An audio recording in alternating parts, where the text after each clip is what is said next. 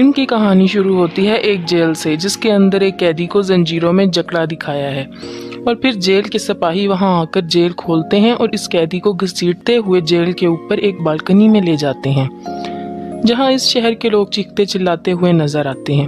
لوگ غصے سے اس آدمی کو دیکھ کر قاتل، خونی، درندہ کہتے ہوئے نظر آتے ہیں، اور جیلر ایک گارڈ کو سزا کا اعلان پڑھنے کو کہتا ہے۔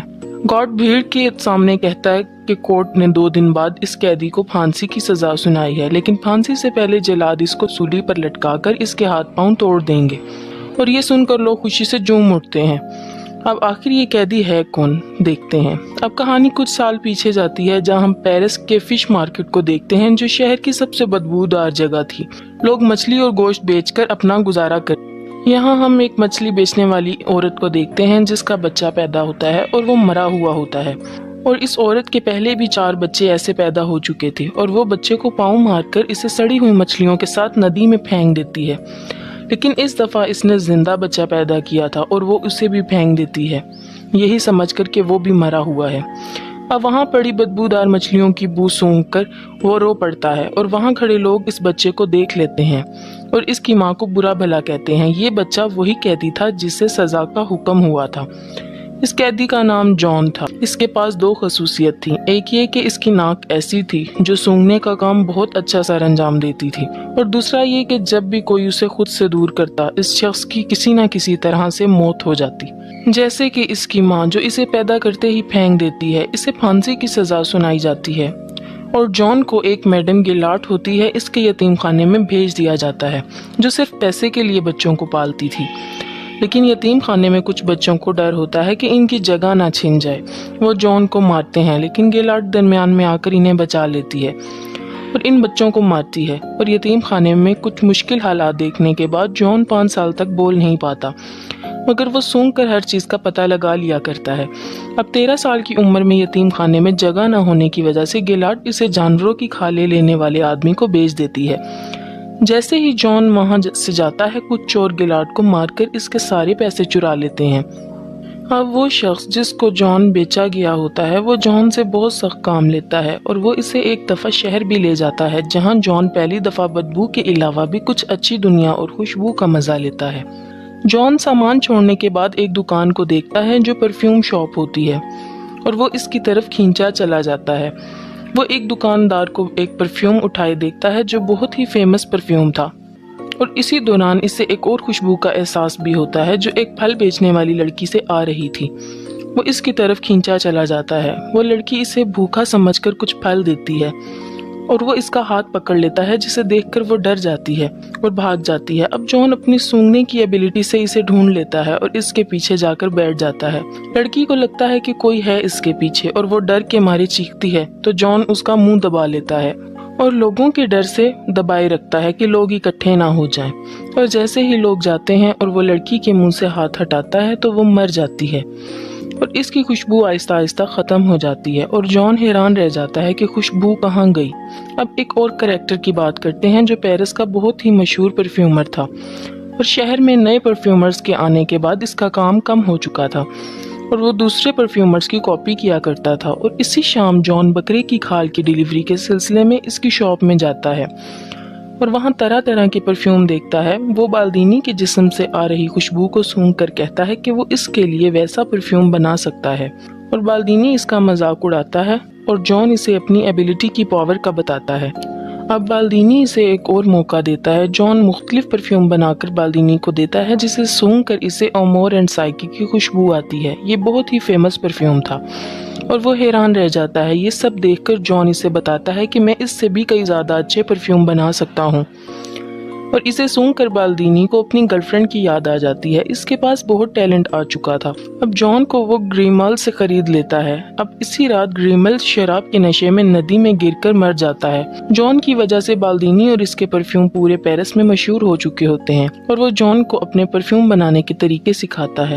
وہ جان کو بتاتا ہے کہ ہر پرفیوم کے 3 سیٹ ہوتے ہیں، ہر سیٹ کے 4 الگ الگ خوشبوئیں ہوتی ہیں، یعنی کہ ٹوٹل 12، اور 12 خوشبوؤں کو انسان آرام سے پہچان سکتا ہے۔ اس سے ہٹ کر اگر 13ویں خوشبو کوئی بنا لے تو دنیا کا کوئی شخص اس پرفیوم کا توڑ نہیں نکال سکتا۔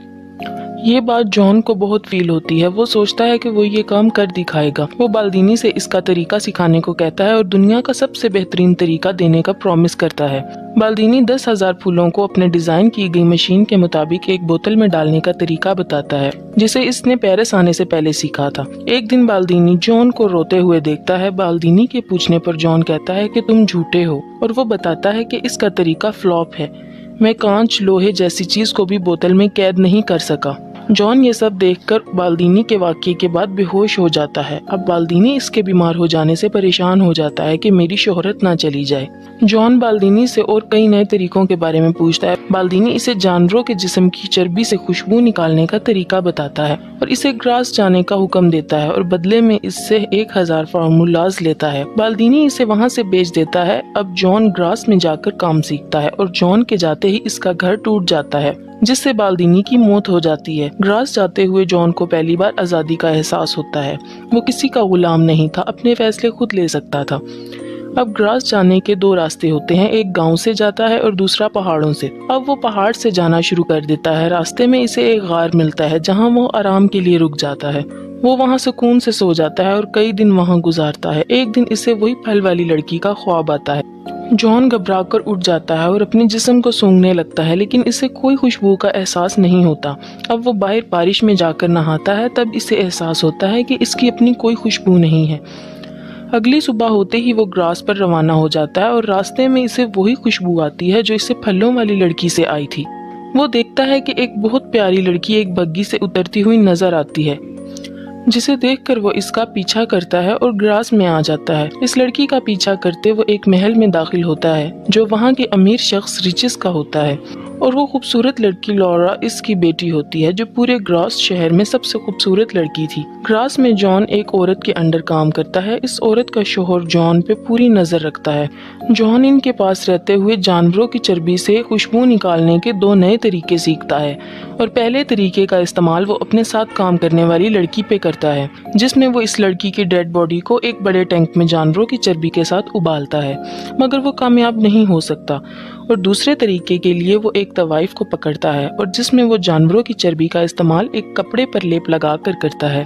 جان اسے مار کر اس کے بال کاٹ دیتا ہے اور اس کی ڈیڈ باڈی کو لیپ لگا کر کپڑے میں لپیٹتا ہے، اور پھر اس کپڑے سے چربی نکال کر بالدینی کے سکھائے ہوئے طریقے سے خوشبو نکالنے میں کامیاب ہو جاتا ہے، جسے وہ طوائف کے پالتو کتے پر استعمال کر کے چیک کرتا ہے۔ اب وہ بالدینی کے بتائے ہوئے 13 بوتل کا سیٹ تیار کرتا ہے، یعنی کہ ہر بوتل کے لیے ایک قتل۔ لورا کی برتھ ڈے پارٹی میں سب لڑکے اور لڑکیاں چھپن چھپائی کھیلتے ہیں، جہاں موقع پا کر جان بھی آ جاتا ہے اور لورا پر حملہ کرتا ہے، مگر وہ بچ جاتی ہے اور پارٹی سے 2 جڑواں بہنیں غائب ہو جاتی ہیں۔ اب ہم دیکھتے ہیں کہ جان ان 2 لڑکیوں کو مار کر اپنے سیٹ کی پہلی 2 بوتلیں تیار کرتا ہے، اور ان دونوں کی لاشیں شہر کے پل کے نیچے پانی میں تیرتی ہوئی نظر آتی ہیں۔ اس کے بعد پورے شہر میں لڑکیوں کی موت کا سلسلہ شروع ہو جاتا ہے، اور ڈر کے مارے لوگ اپنی بیٹیوں کو بچانے کے لیے گھروں کے باہر تالے لگانا شروع کر دیتے ہیں۔ لیکن جان 12 بوتلز کا سیٹ تیار کر لیتا ہے اور انہیں ایک بڑی بوتل میں ملا دیتا ہے۔ اب پرفیکٹ پرفیوم بنانے کے لیے اسے ایک اور بوتل چاہیے ہوتی ہے، یعنی لورا کا قتل۔ اب یہ سب دیکھ کر ریچس کہتا ہے کہ جتنی لڑکیوں کی موت ہوئی ہے وہ سب کنواری تھی، اور ان کی باڈی پر کوئی زور زبردستی کا نشان بھی نہیں تھا۔ اس قاتل نے ان لڑکیوں کو کسی خاص وجہ سے مارا ہے۔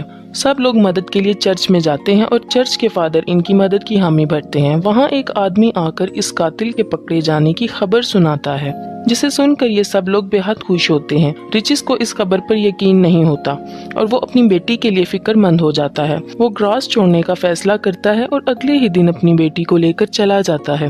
جان شہر سے جاتی لورا کی خوشبو کو فیل کرتا ہے اور ان کا پیچھا کرتا ہے اور اپنی ایبیلٹی سے ان کو ڈھونڈ لیتا ہے، اور دوسری طرف طوائف کا کتا اپنی مالکن کے کپڑے اور بالوں کو جان کے کمرے سے نکالتا ہے، جسے دوروٹ دیکھ لیتا ہے۔ دوروٹ جان کے ساتھ کام کیا کرتا تھا، اور پولیس کی انویسٹیگیشن پر باقی لڑکیوں کے بال اور کپڑے بھی مل جاتے ہیں۔ ریچز اپنی بیٹی لورا کے ساتھ ایک ہوٹل میں رات گزارتا ہے، جہاں وہ اپنی بیٹی کے کمرے کی چابی اپنے روم میں ہی رکھتا ہے، اور جان اس کے کمرے سے وہ چابی اٹھا لیتا ہے اور لورا کے کمرے میں جاتا ہے۔ اب اگلے دن جیسے ہی ریچس کمرے میں جاتا ہے، لورا کی لاش دیکھ کر بے حد روتا ہے۔ اب جان 13ویں بوتل بھی بنا کر کامیاب ہو جاتا ہے اور اسے اپنی فائنل بوتل میں ملا دیتا ہے۔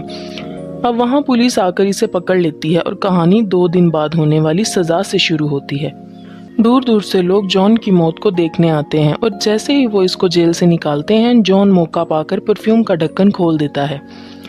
जैसे ही लोग जॉन का इंतजार करते खड़े होते हैं, जॉन एक राजकुमार की तरह गाड़ी से उतरता है और जल्लाद की तरफ बढ़ता है और जल्लाद इसके पाँव में गिर जाता है और रोते हुए जॉन को बेकसूर बताता है। अब जॉन एक परफ्यूम को रुमाल पर लगाता है और हवा में लहराता है, जिससे वहाँ खड़े सब लोगों को जन्नत का एहसास होता है और वो सब लोग इसे फरिश्ता कहते हैं। वो खुद को लोगों का मसीहा समझने लगता है और अपने रुमाल को लोगों के दरमियान फेंक देता है और कुछ ही देर में सब लोग छोटा बड़ा, अमीर गरीब, काला गोरा सब भुलाकर प्यार करने लगते हैं और जॉन को ये सब देखकर सच्चे प्यार का एहसास होता है। अब वो इस फलों वाली लड़की को याद करता है। वो सोचता है कि काश अगर वो इस लड़की को ऐसे ही प्यार करता तो वो इसको अपना बना लेता।